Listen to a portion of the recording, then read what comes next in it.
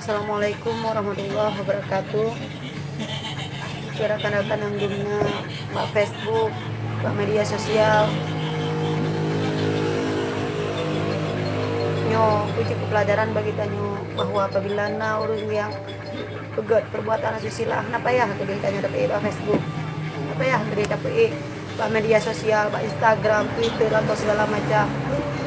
Kenapa ada ujung kita nyo yang mana orangnya tak katakanlah nyata itu yang kata jadi bro orang Jawa hana sampo dia mesti tapi get kita nyamban kejadian nyo bujuk pelajaran bagi tanyo dalam Facebook nyo untuk saling mengingatkan adu yang saling untuk menjaga orang sing nganan untuk saling mengingatkan kalau untuk kai nambah ini Pak putra balasan bagi diri Allah segala macam karena tanyo. Nah, nanggo yang sabita banggakan itanyo, tapagah tanyo buat urung Aceh buat ini itu. Karena penyakit lain dalam hati tanyo. Tanyo na penyakit hati makanya Allah dipedali.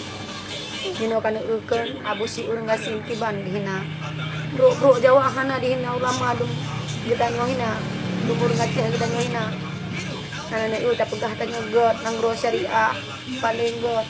Tapi urangnya putar kejadian. Habis itu masih gom Aceh, masih gom dunia malah.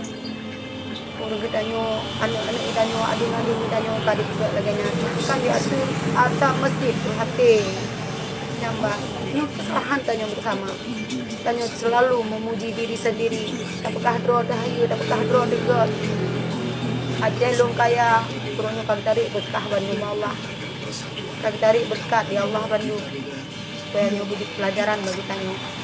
Nyo bidik ke sesuatu yang jadi penilaian supaya tanya begot tanya sabi tapi kangaro tapi kangaro dekat punya Allah lagu pulang kagak kelihatan bahwa tanya urung yang samping rumah tanya bahkan kadang tanya ngasih ngahuru akan juga kesalahan karenanya tanya terlalu tak kesalahan semoga jadi menjadi pelajaran amin ya Allah.